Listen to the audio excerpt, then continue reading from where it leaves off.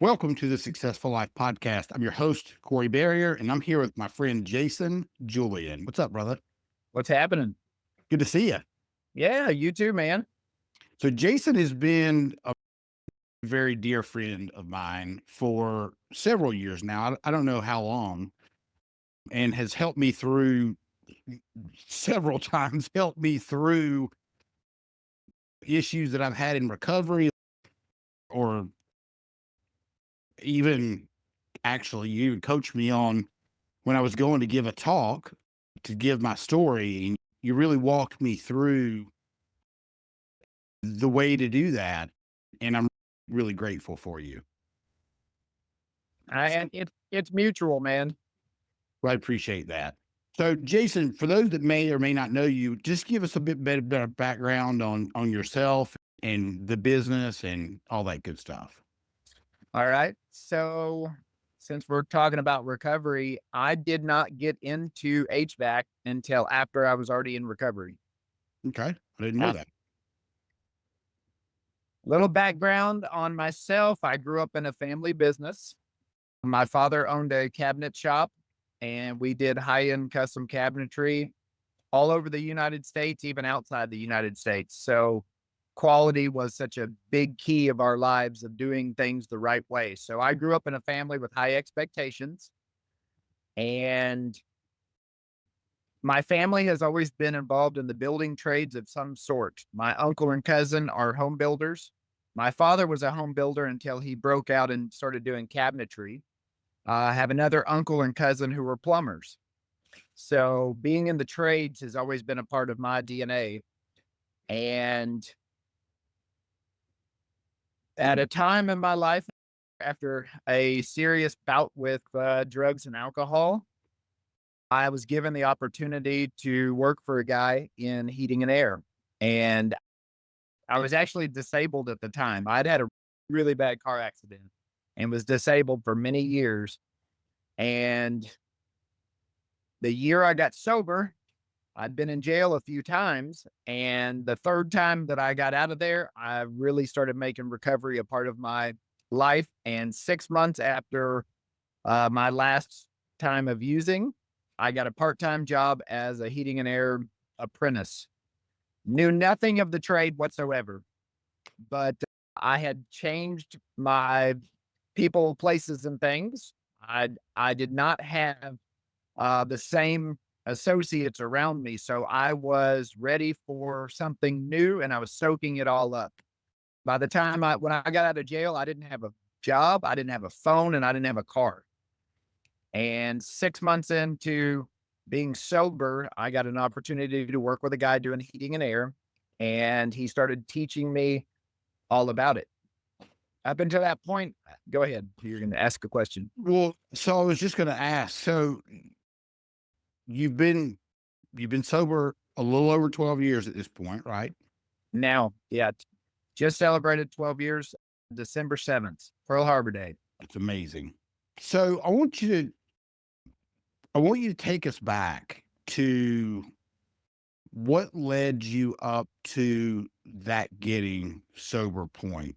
We all have a bottom, so to speak. And my bottom was I had 3 DUIs. I had 2005, I got caught trafficking cocaine. Well, 2009, I had the blow thing in my car, and I blew into it after I'd been drinking.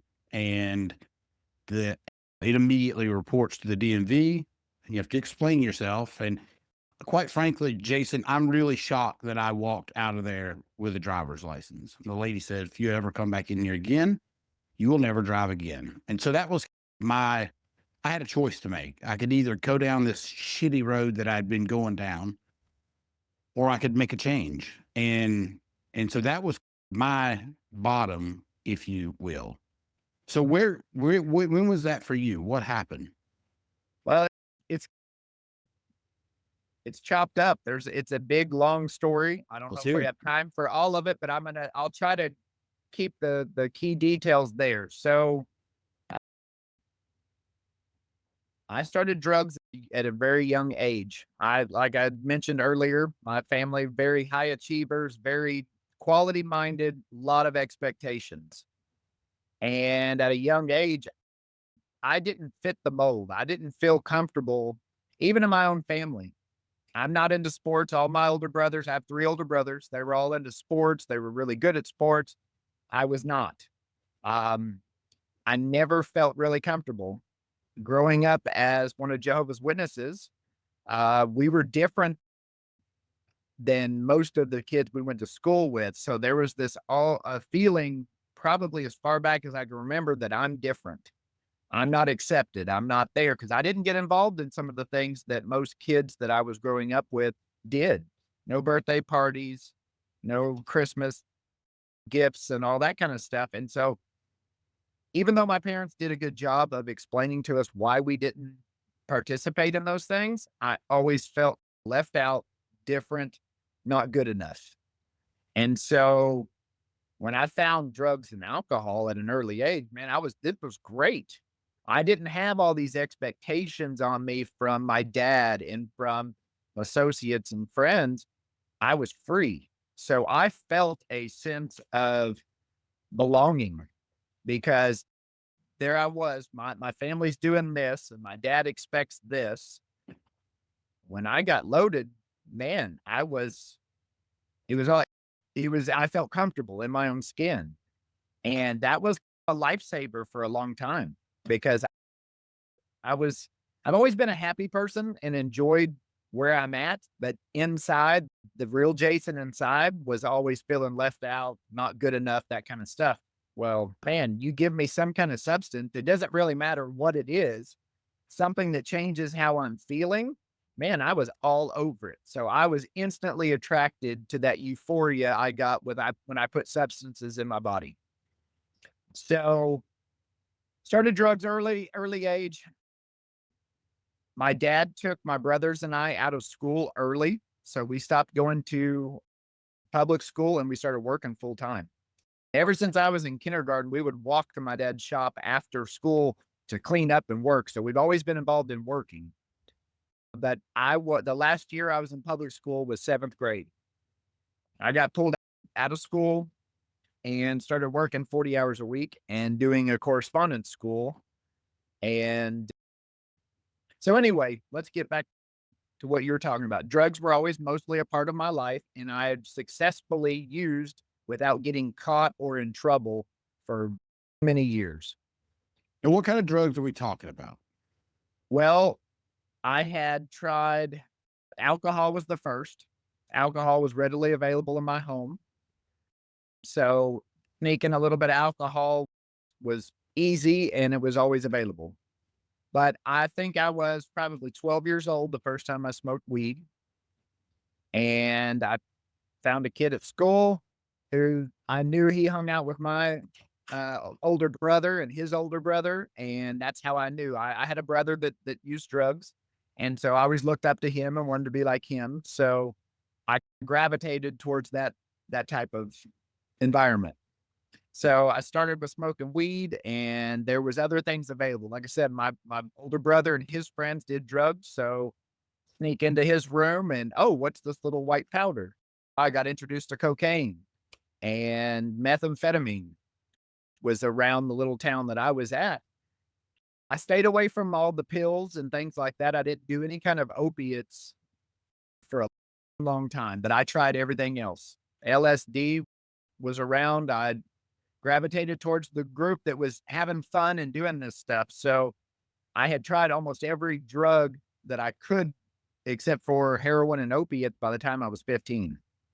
How did Oh, being in such a tight knit family with your dad and how he just didn't know or so my dad grew up in the 60s in Southern California, and he and my uncles lived in Hawaii, and they told stories. I had one uncle who was still a pothead and had lots of stories. So we knew about drugs. The type of music we listened to lent itself towards that lifestyle. So I was always interested in it. Like I said, when I found alcohol, I was probably 8 or 9 the first time I stole some alcohol and got really sick, drunk from that, and it was terrible and horrible, but I wanted more early on. Like, I was always interested in that. I wanted to do better. I came from this family of high achievers, so when I got into the drug world, I wanted to be the best at what I was doing, so I was willing to try anything that was there. I'll take as much as I can get, and that kinda fed into the ego when I started hanging out with peers my age. I was already experienced. I knew where to get it. That kind of fed this improper desire that I had inside to do more, to do better. And I always wanted to take it to another level. Because you were you were the man. Well, and I was the youngest of four brothers, so I was always last in line when it came to them. And so since I started my drug exploration before a lot of the people my age, I was the experienced one. I was the one that they made fun of for a lot of years because I was this weird druggie. And then when they got older and wanted to start experimenting, they came to me Right. because they knew I knew about it. And so that kind of gave me a false sense of superiority or whatever. I was the man Yeah. in a couple of the circles I ran in, and all that did was feed my ego, and it fueled my desire to do more. And back to what we were saying is I used drugs from early on, and it didn't really have a detrimental effect as far as getting in trouble with the police. Um, my family, like my dad worked a lot, so we were always working and out. So when he was gone, I would act out, and there were ways around it. I just didn't get caught.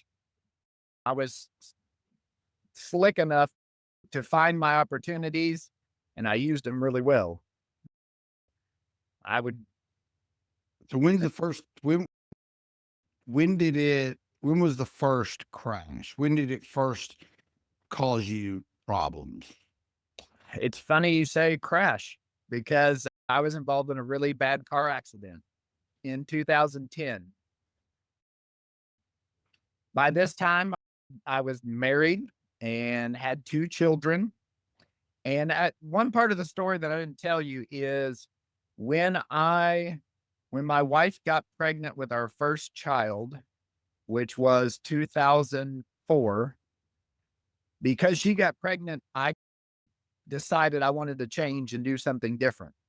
So I knew I had good parents and a good family. And so when I was bringing a child into this world, I had a little bit of a desire to stop using. And so about 6 months after we found out she was pregnant, I stopped using all illegal drugs and I stopped smoking cigarettes, but I didn't stop drinking. And see, that's the part of my story that I didn't realize because I wouldn't have thought of myself as an alcoholic. Right. I was a drug user. I liked it all. Sure. So I had a mentor at the time that really spent some time with me, and we started a Bible study. And I wanted to get my life more in line with what my creator wanted based on my study of the scriptures. And so I was able to, in about 6 months of a progressive Bible study, use what I was learning to help me to stop using the illegal drugs. And in my mind, because I'm not sticking needles in my arm anymore and I'm not taking acid on the weekends, it was okay for me to drink because it was legal. Right. And so I didn't realize the things that were going on in my body and in my mind when I take a substance in. I was feeling good about myself. Hey, I'm not doing these drugs. I'm going to do something good for my family. So I stopped doing that. And I stopped hanging out with all the people that were doing that. But slowly over that 4 years, I had a 4 year period where I didn't do illegal drugs and I didn't smoke cigarettes. But my drinking got worse, progressively got worse. And I didn't even see it or notice it. But I'm thinking to myself, God's okay with me because I'm not doing the hard stuff. It's okay for me to drink a little bit more. And as I look back on it, I can see how it progressed. And then at 4 years of not using those, the alcohol got worse, and I put myself in situations around people that were using, and it just took a very little bit to start me back into the drugs. 4 years clean from those, and somebody hands me a couple of hydrocodone at work one day because I hurt my back. I wasn't even thinking that I was doing drugs Right. because I wasn't taking this to get high. But Right. someone said, "Hey, I've got a couple of hydros in there because I twerked my back and I was in pain." And I'm like, "Okay, cool, no problem." Like I said, I wasn't thinking that I was taking drugs because it wasn't to get high, but I felt good after that. And then it became easier that when it was presented to me again, I was like, "Yeah, sure, I'll take a few more." And I had never been into pain pills or opiates at all. Started with a couple of hydros. Less than a year later, I was shooting up meth and Oxycontin every week. So I was 4 years away from the drugs. The alcohol was flowing like crazy, and that was getting worse, to using a couple of hydros. And then in less than a 12-month period, I was consistently using meth again, shooting it up and mixing it with opiates. And that just started a whole thing because she got pregnant with our first child. I decided to stop. We ended up having another child. And soon after that is when I started the drugs again with those hydrocodones. And it took off, and I was worse off then than I was when I had stopped because I just could not stop putting stuff in. Yeah. So that was a big deal, but I had made it up until that point without having any serious legal troubles or getting caught or anything like that. It took another few years before the results started happening. The year I got sober, 2012, I had gone to jail a couple of times. But let me reverse that. 2012 is when I got sober. 2010 is when I had a car accident. So that was the real big first crash and big result is I was messed up. I woke up in the hospital a couple of months after we had this car wreck. I had a trach helping me breathe. I had messed up every internal organ but my heart. I broke my back in 3 places. I woke up in a hospital tied down because they said before I regained consciousness, I was ripping all the cords out of me and all the stuff helping me stay alive. And I spent 18 out of 24 months in the university hospital in Arkansas. 18 months? 18 months. I was unconscious for 2 months, Oh, and I wake up and I at this time because my drug use had progressed, I had lost contact with my family. They didn't want anything to do with me.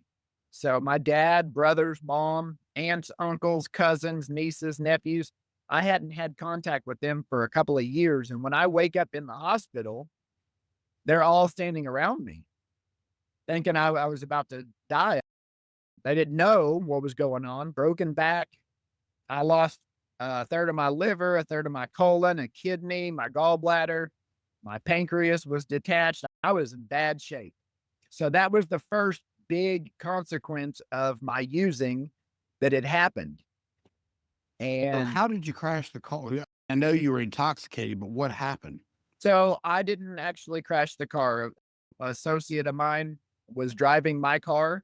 I was passed out in the passenger seat, and apparently he thought it was a good idea for us to leave the house we were at, and we were headed from Little Rock, Arkansas to Oklahoma for some reason. I don't know if we were going to get drugs or a party or something, but we jumped in the car. He put me in the car and started driving and got about 40 miles down the road and flipped the car. They said the car flipped end over end for over 300 feet. The police report's pretty crazy.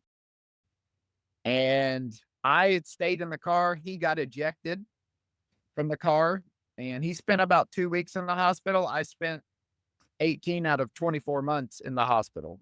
I seatbelt caused a lot of internal damage to my abdomen.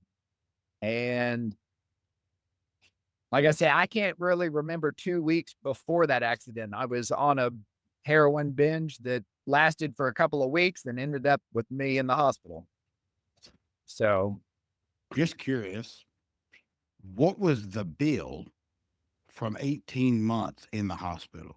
millions of dollars. They wrote it off. They didn't think I was going to make it out of the hospital. So it was millions and millions of dollars. And they wrote it off. At the time I was in the hospital through the physical recovery and all the stuff going on, m my stepmother and father helped me to apply for disability, and I was put on disability, and I'd been working from an early age on, so I'd been paying in for many years. So I had after about a year of trying, I finally was able to get on disability, and like I said, they wrote off a bunch of bills. I was in UAMS, which is the state hospital in Arkansas. It's a university teaching hospital and best care ever.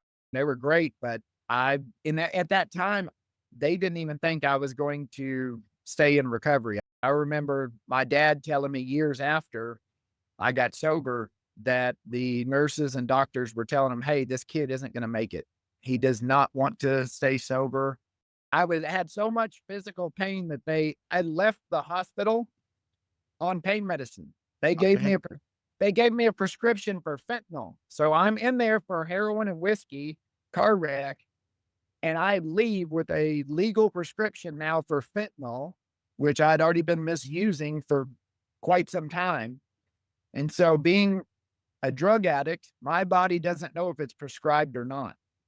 I'm going to misuse it. So the only safe thing for me is complete abstinence. I can't handle prescription pain medicine or anything like that because my body will take over my mind or my mind will take over my body. One or the other one is going to win. And because I'm a drug addict, I'm going to misuse it. So you were I know still that about myself now. were you were still married. Your wife Still was married. still there, the kids. So what what so she sat for 18 months with you in the hospital. Yeah, back and forth. I would come home for a week and go back in for a month. I would come home for 2 or 3 days and then go back in. So it was back and forth for that 18 months or that 2 years, and it was a total of 18 months actually in the hospital. Many surgeries. Um, so that's not even where the story gets really weird is that happened in 2010. 2012 when I got sober. So they had sent me from the hospital on fentanyl and all this stuff. And that year, 2012, I had gone to jail uh 3 times. So in it for drugs and being in the wrong place at the wrong time. Not every time were there drugs, but drugs were always involved. And I was high every time I went to jail. The first couple of times she bailed me out after a few days, and I just resumed my life of using and lying and cheating and stealing and all the things that go along with my lifestyle.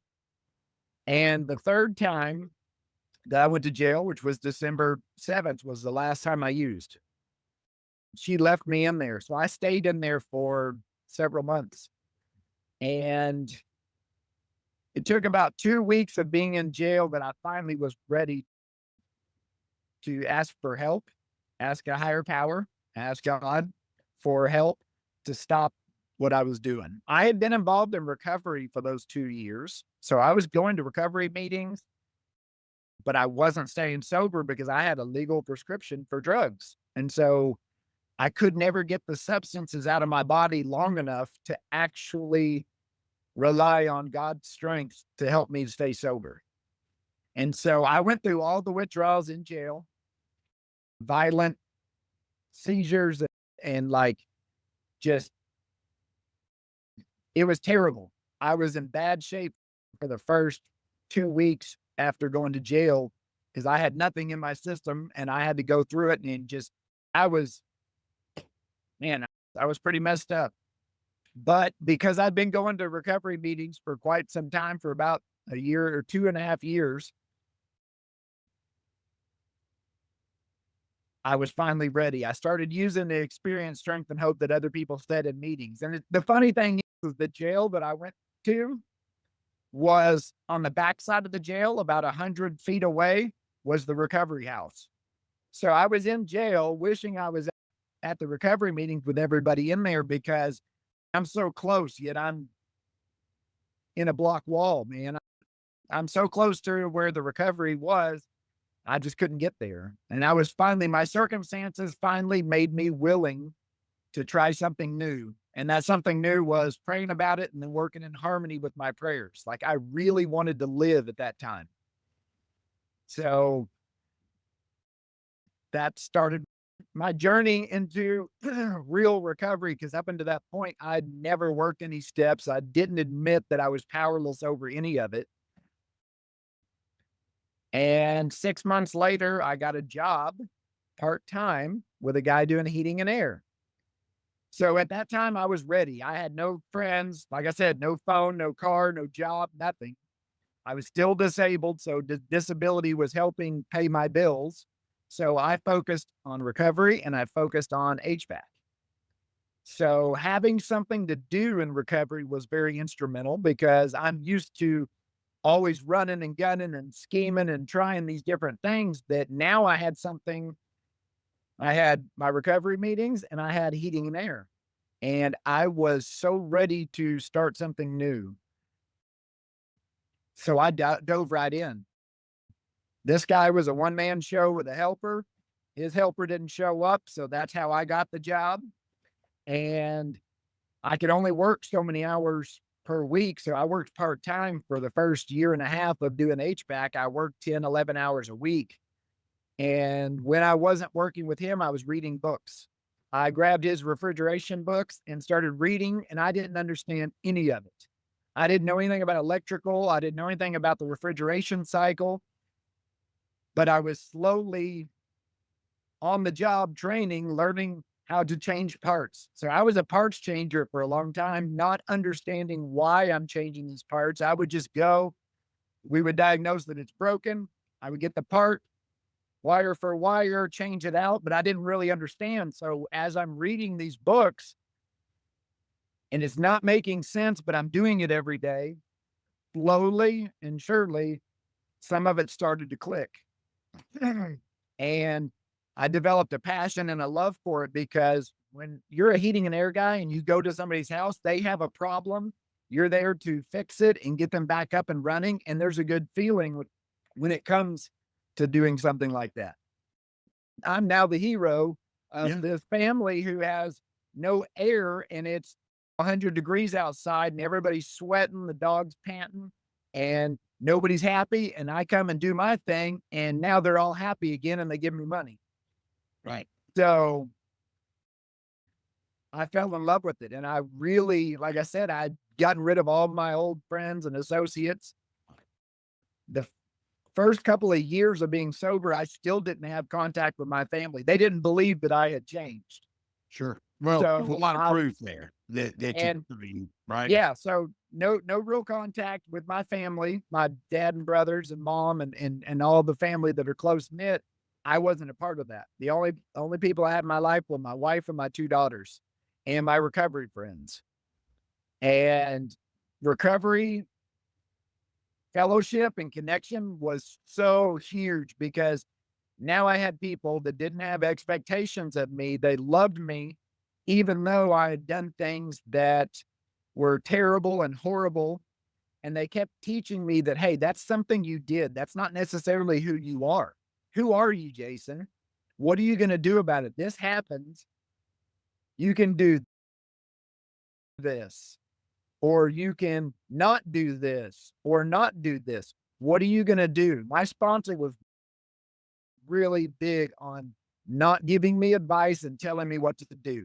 He would lay out options and say, "Hey, I can't do this for you. This is what you're dealing with. You could do this or this, and it might bring about this or this. What are you going to do?" And in either any choice I made, he was going to love me anyway, but he didn't enable me. He didn't act like he was superior to me by telling me what to do. He wasn't there to fix me. He was there to share his experience. Hey, when I was in this situation, this is what I did. Whether it was good or bad, these were the results. What do you want your results to be? What are you going to work for? What are you going to do? You either can or you can't. You either will or you won't. And he helped me to see that it was my idea to choose the next right thing or not. There was always an option. And at that point, I didn't feel or know that I had options. When I got upset or I felt bad about myself, I used drugs to feel better. If you pissed me off, I would use drugs at you to deal with the feelings because I didn't know how to have a relationship with people. I didn't know that I could set boundaries. I didn't know that I could say no to you. I just reacted, and he taught me how to respond to situations by thinking about it and first off, not taking substances in. That was the biggest key is I had to stop starting. Once I take something in, whether it's alcohol or any other drug, my body develops that phenomenon of craving and I can't stop once I start. And I didn't know that. But I see it now. I look at every time that I used something, even though I didn't really want to, like I knew I wanted a change, but if I took it in, it was all over. I could not stop until I was either stopped, ran out, or in jail. And that's where I found myself, man. I was there and I was actually ready to try what other people had done to see if it would work for me. That's where the experience, strength, and hope of recovery comes in is if I have people in my circle that are willing to share what happened to them, now I have an opportunity to either use what they did or not. As my sponsor would say, you can either do this or not. You can either come to meetings or you don't. You can ask God for help or you don't. What do you want to do, Jason? And he's like, I can't do it for you. I mean, there were many times that he would spend hours with me. I would be sharing my life and story and stuff with him.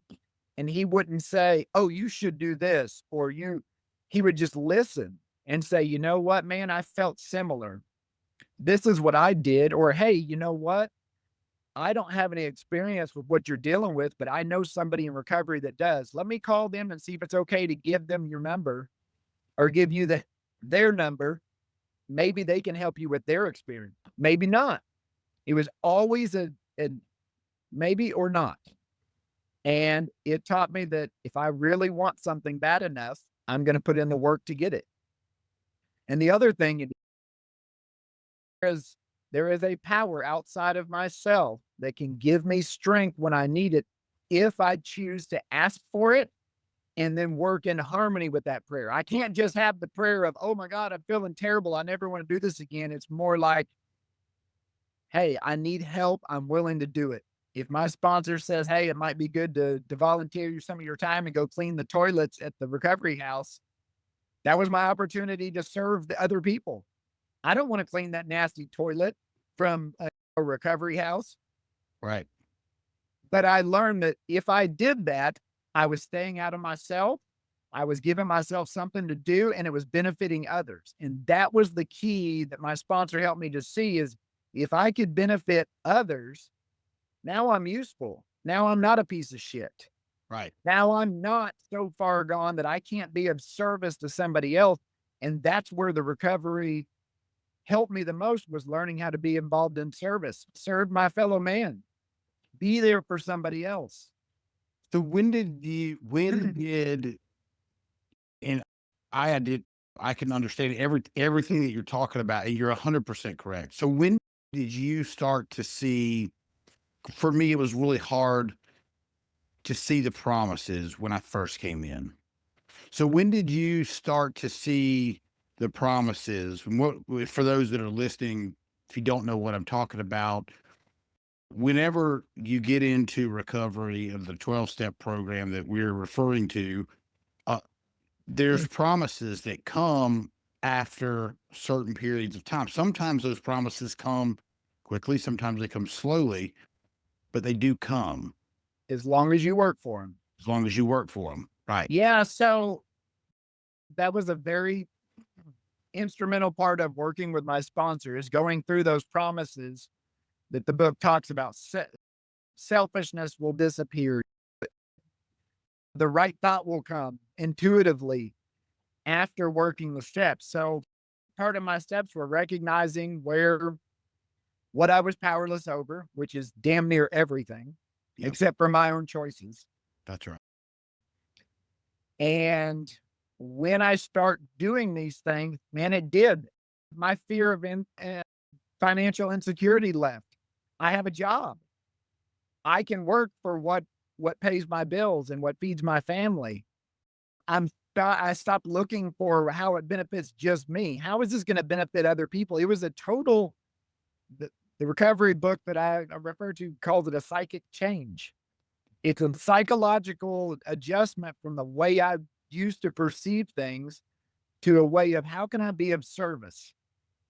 How can I do something that's going to benefit others, not just me? Because I've benefited me for most of my life. It was all about how is Jason going to benefit from this? I would tell you whatever I thought you wanted to hear so I could get whatever you had in your pocket. Yeah. In my old lifestyle, I would lie, cheat, steal to get what I wanted, and it was all about me. I would make up excuses on why I was late, why I couldn't go pick up my daughter, and my wife would have to do it. I'd make up excuses why we didn't get as many groceries because I had spent the majority of the money on heroin. I would lie to people to get money so I could buy groceries and pay the bills. My grandparents lived out in California, and I conned my grandfather out of sending me money so I could pay the house payment because I was loaded all the time. Getting into recovery, I learned that, hey, I can show up and make coffee. That's not a whole lot, but you know what? When somebody's coming into their meeting or their first time and they're having a tough time, a warm cup of coffee and somebody's there to listen to what's going on is so valuable. I could do that. I could show up early and make coffee and sweep the floor, make sure the bathroom had toilet paper in there. I learned a new way of thinking, respond, not react. And it, I can't say your question was how long did it take for some of those promises? Probably a couple of years Well, before I even realized them. well, maybe the first one was getting that part-time job, right? Because Yeah. statistically looking at your situation, drug addict, you've been in the hospital for 18 months, you're disabled, chances of getting a job's not great. No, it was definitely a blessing. And I guess I didn't realize those at first because everything was happening. It was new to me because up until that point, drugs had always been a part of my daily life. And so I learned how to have a relationship with another person. I learned how to be honest. Hey, you know what, Corey? I know you need help on this, but you know what? I just don't have time. I don't have to tell you, yeah, man, I'm going to help you and then not show up Right. because I didn't have time. I was a yes man. I would tell you whatever you wanted to hear so that you would like me or that I would feel good about myself. Now I can say, you know what, man, I really don't have time. I wish I could help you, Corey, but I've got this and this going on. So I'm not going to be able to. And know that it was okay. People in recovery were okay with you being honest with them. Yeah. I wasn't used to that. I was in the drug world of I'm going to tell you what you want to hear. And I was around people that lied about everything. And so that became a way of life. Recovery taught me it's okay to say no. And it's okay to get out of my comfort zone and do something, even if I didn't really want to. If I knew it would benefit other people, man, there was satisfaction in that and joy in that. Yeah. And so I just I learned to actually be an emotional grown up being in recovery. Well, the other thing too that you mentioned is going to make coffee or sweeping the floors or cleaning the toilets. That's I think that's a huge part of this because naturally we are very prideful people, very ego driven, and Who the fuck are you to tell me I should go clean a toilet? That's the first thought, right? What makes you think I should go clean this toilet for free first? And so, but by doing that, it slowly humbles you, right? And I'll tell you another thing I thought about taking that part-time job. It My experience when getting sober both times has been I have to take a job that I'm either I think I'm overqualified for, or maybe I'm overqualified for, but I have to take a job that is going to put me in my place and humble me before I can ever get to the place that I think I need to be. And those are the stepping stones to getting to the life that you really want. But you got to take that first step. I remember in 2009, I took a job at Five Guys, completely beneath me. Like, like it was the worst thing I could possibly think of is I had to flip burgers at Five Guys. And I didn't do it long. I did it long enough to get to the next step, which was like an Italian restaurant. But like when I got to the Italian restaurant, it was like I felt like I was at the damn Taj Mahal, right? I felt like I had just completely elevated my status, but I had to Man, do it. and you know what? It's pretty interesting that you say that because one of the first jobs I had, while on disability, before I got the job at the HVAC company, was I worked at Taco Bell. Yeah. And I definitely felt like that was beneath me. I grew up in a family business that was a trade. I knew how to do something that was seemingly higher value. And it really did humble me because, and I will never regret that experience. I met some people. It's still the boss I had at Taco Bell. She was so good at her job and she did it well. Even the people I worked with, I mean, it humbled me enough. I was embarrassed that if anybody walked in and saw me, because here's this guy that's always had this job, always traveled, and I worked doing high-end custom cabinetry, and here I am, I'm working at Taco Bell, but I was so humbled to work there, and I benefited more from there than any of the higher seeming jobs that I've had because, man, there were some really good people there. They followed a process to get things done, and they did it well. Dealing with the public is not nice, man. I'm telling you, sometimes you can do everything that you think's right, and somebody's going to gripe and moan and complain about it. And working in food service at a fast food place definitely humbled me, and I'm grateful for that experience. So it's cool to hear that you had a similar experience working at Five Guys. Man, it was a job, it was work, it was something that I ended up that now I'm proud that I was to be a part of it, especially with the team that I was with. Yeah. It's interesting because I see there's a guy that I used to sponsor. He went away and got some help. He relapsed again and grew up in a very well-to-do family. They're still well-to-do, right? And I see he's probably not going to take that job at Five Guys. He's probably not going to take a job at Taco Bell because he believes he needs to be at this certain level. And I can see because I've been there. And the it it's he's never going to be able to get to the job that he thinks he should get to until he takes a job below what he believes he should be doing. And it's just, I don't know how to explain it. It is part of the process. And you either surrender to it and take the shitty job, or you keep on the treadmill of wishing you could find a job, which really is just going to lead you right back, most likely, to another relapse over and over.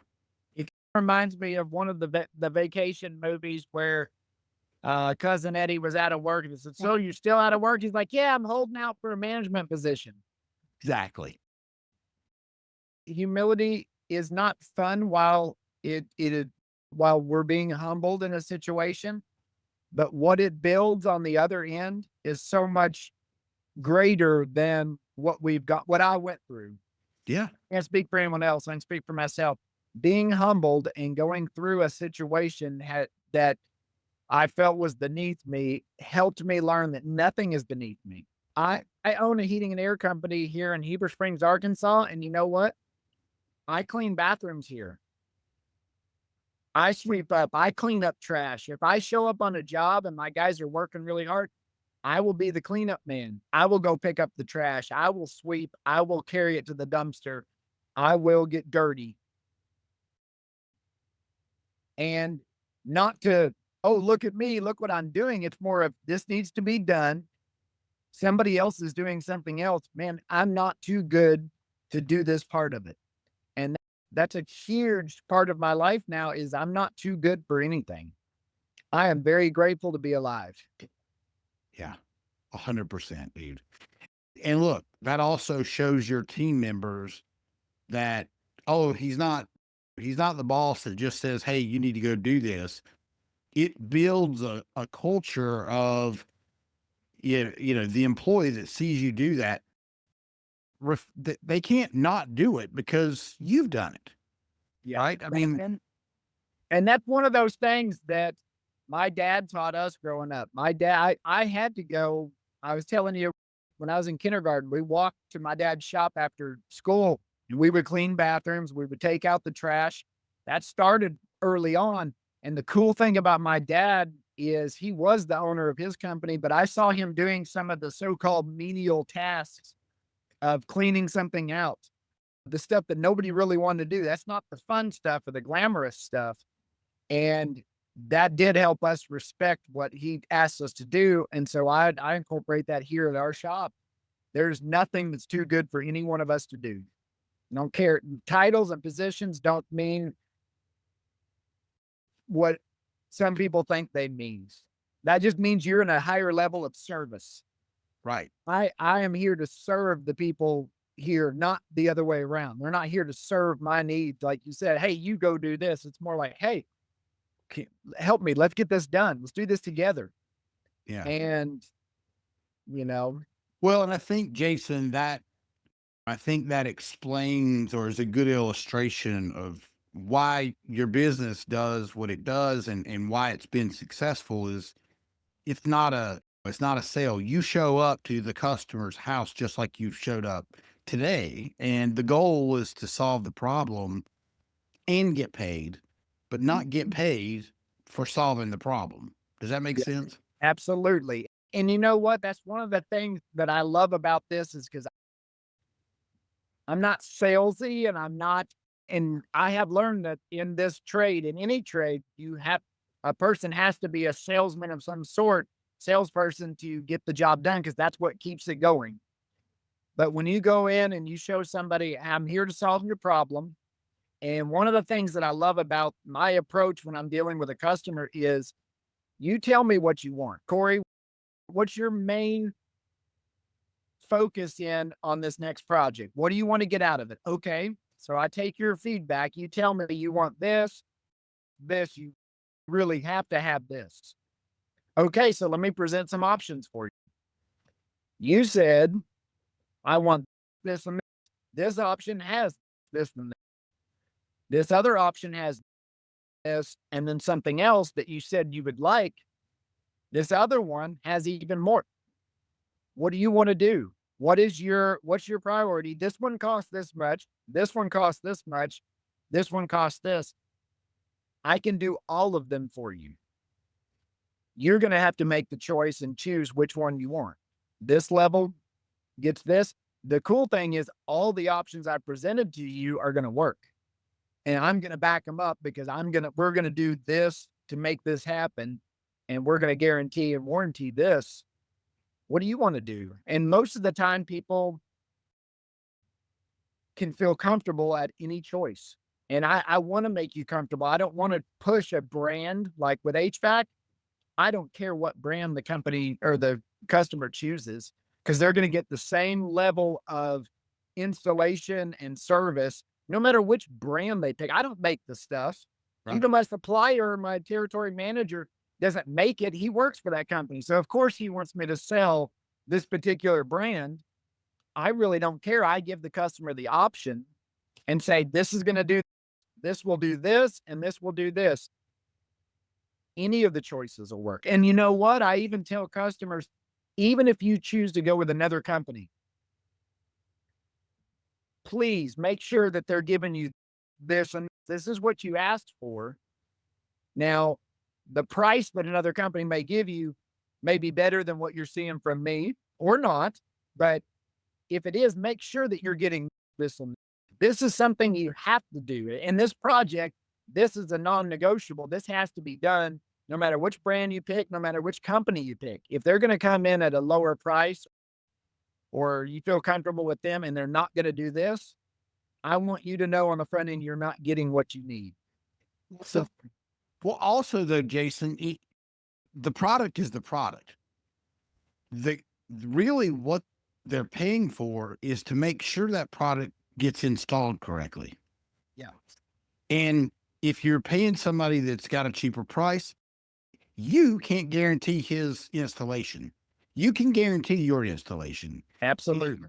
And so that's the key. It doesn't matter which one they choose. If it's installed wrong, you're going to have problems. That's the key. And it's about educating our customers, no matter what trade we're in, is educating them. If you choose to do this is what you can expect. If you choose to not do this, this is what you can expect. Right. Brands don't solve the problems. Sometimes price doesn't solve the problems. It's actually doing what needs to be done to solve those problems. And I don't want to feel on the hook for those. So in my business, one of the biggest keys that I let customers know is this is what we're going to do, what we can do.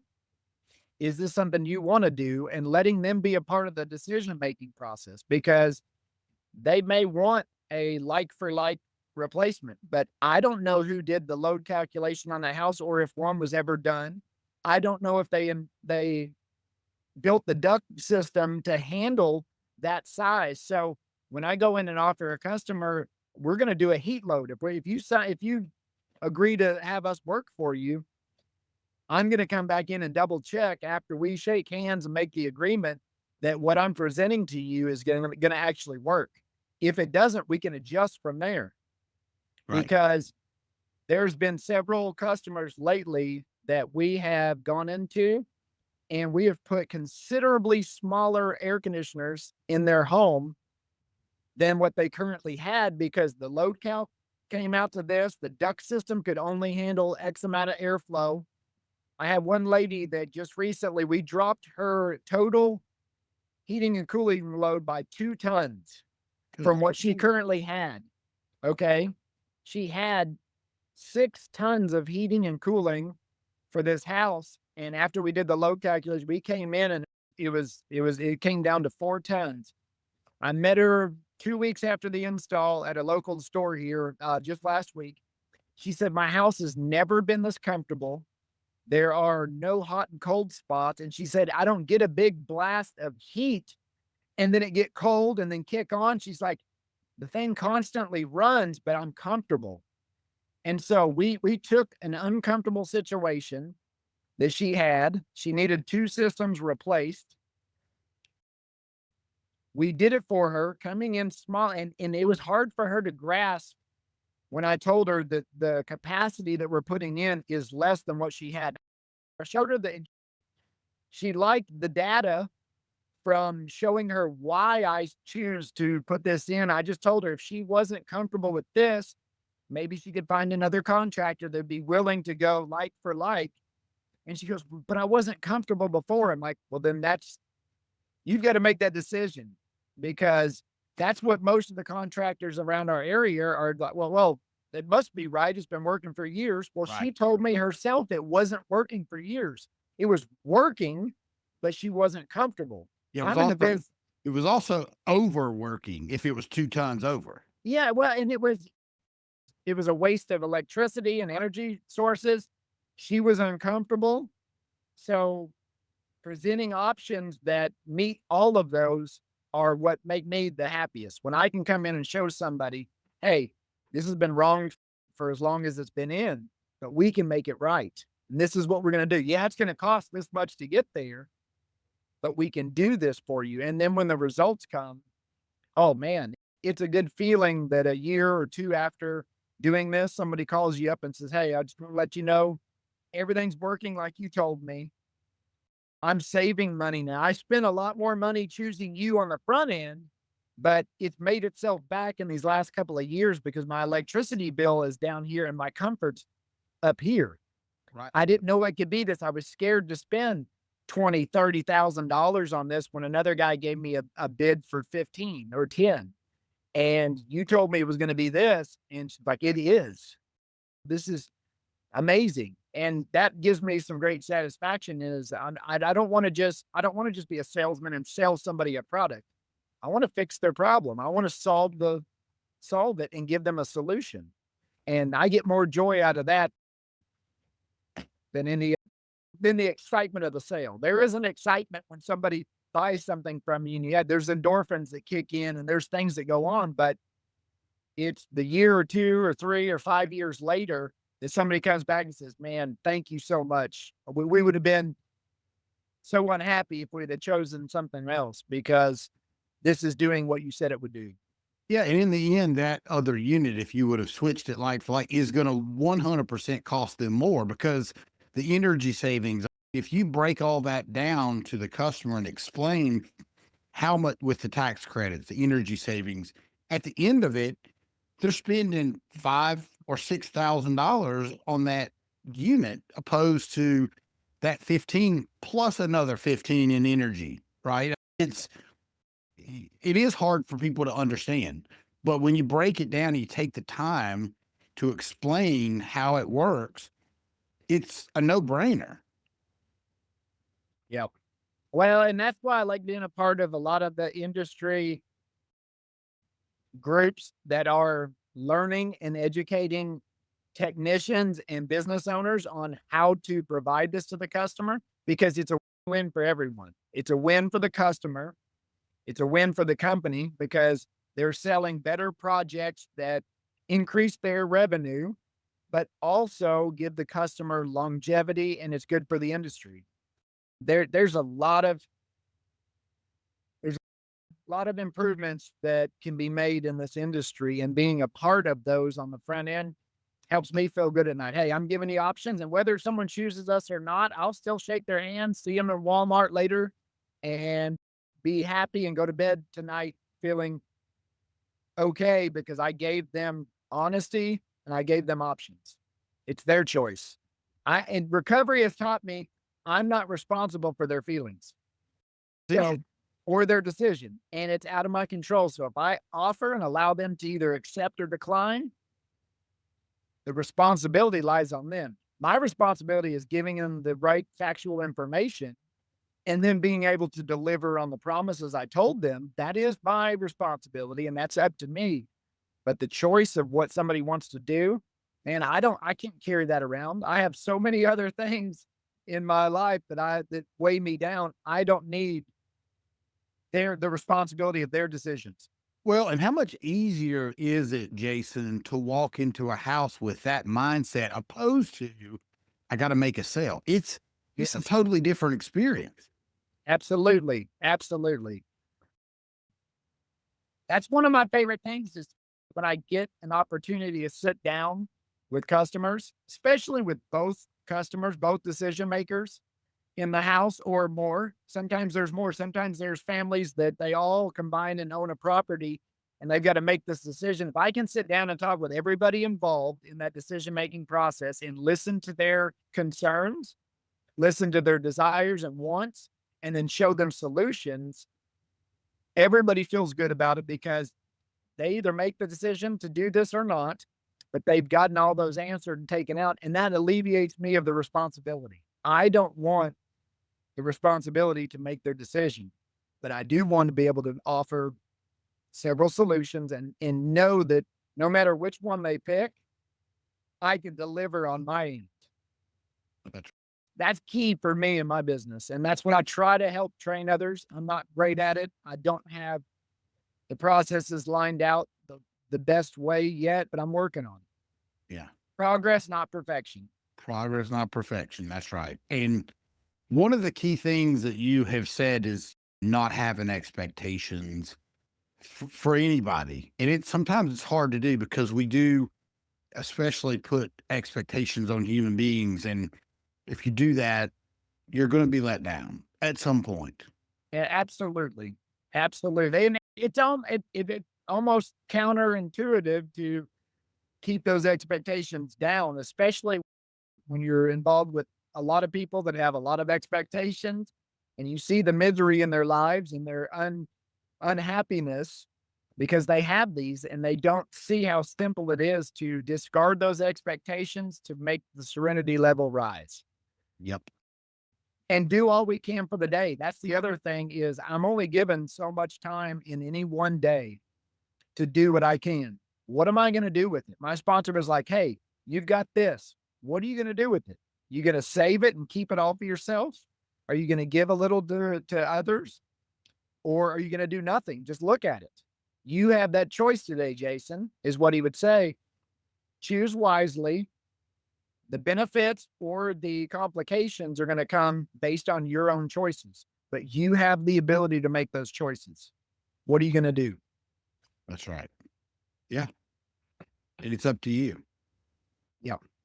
Well, and it's being a recovery is a two-edged sword. I feel good, but it can be very frustrating dealing with a group of people who don't see the need to take their own responsibility and their own uh, accountability for those actions and realize that their happiness is directly proportional to what they're willing to give, not the other person. It's not somebody else's fault. I will share something my sponsor was very gracious enough to teach me. And he would say, because I would sit there and spend time with him and gripe and moan and bitch about all these terrible things that people did. And he goes, "Jason, people don't do things to you. People just do things. How you respond to it is going to affect the way you feel about the situation. Don't be a victim. Yeah. Don't think that this person is doing this to me. This person's just doing it. They're imperfect, just like you. They're going to make decisions based off emotions and feelings instead of facts sometimes. Let them do it. Don't take it personally. It's not personal. They're just people doing things." Yeah. And that has helped save me from a lot of grief and worry about what they choose to do or not do. Right. But that's not the norm. And so it can be frustrating. It can be frustrating to deal with that. But recovery points me back to myself. Okay, if people are doing this, what am I going to do with it? If I have control over it, then I need to take action. If I have no control, I need to let it go because all it's going to do is waste my time and energy if I'm focused on something I can't control. That's right. Recovery is has been such a beautiful thing in my life and helped me to remain joyous, not necessarily happy. I think joy and happy can get used interchangeably, but they don't mean the same thing. Right. I can be joyful even though I'm going through a tough time. Doesn't mean I'm happy about it, but I can be joyful knowing that what I'm experiencing and what I'm enduring is going to lead to something in the future. And so I can keep my joy even though I'm unhappy. It's beautiful mindset. Yeah. No, I agree. Mindset shift. I totally agree with you. It's really fascinating, even when you know that you're going through whatever it is, whether it's, any situation that's hard. The recovery gives us the ability to know there is a light at the end of that tunnel, and the next step is going to be something good if you just sometimes it's 1 minute at a time, sometimes it's 1 hour at a time, sometimes it's every day is one day at a time. But going through things and walking through them, and there's always something better on the other side. And I think that I believe that people in recovery have that, and I don't know that other people have the ability to see it like that.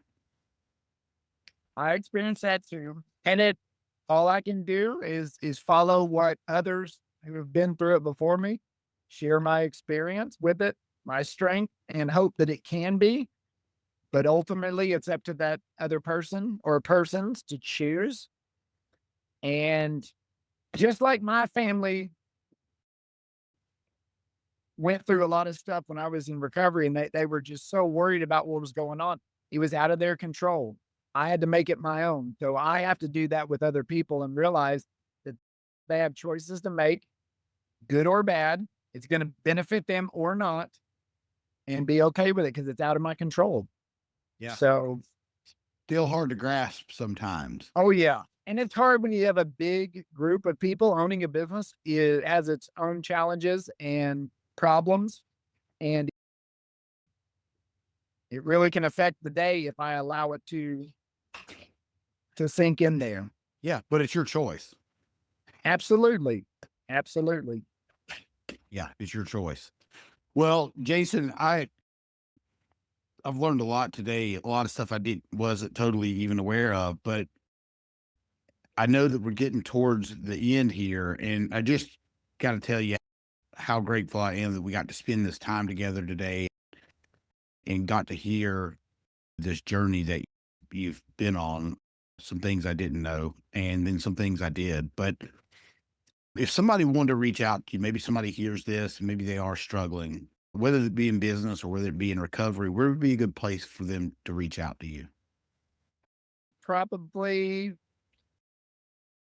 Okay. Facebook Messenger. I have a lot of people that see some of the stuff. That's where I've gotten a lot of contacts over the years, whether it's in recovery. That's where you and I met, Yeah. was seeing each other in different areas and finding out that we had similar things in common. And then we acted upon those. So people can email me if Perfect. somebody wants to. You may Yeah. tell everyone my email address. Okay. You can email Jason at julianheatandair.com, all spelled out. But man, I appreciate our friendship, Corey. It's been amazing the last couple of years working through situations with each other. I won't ever forget pulling into my house and talking with you before you had something important going on and you were asking what I had experienced with that, and being able to sit there and share with another person, not tell them what to do, but like, hey, this is what somebody suggested I did, and this is what I did about it, and this is how it worked out. Being able to share those kind of experiences is such a blessing because I'm not here to tell you what to do, but I can also rejoice in the benefits of what you did do by you sharing it back with me. So it's an interchange of encouragement, and it's awesome. Yeah, it really is. Very grateful for you, my friend. Thank you. Right on, dude.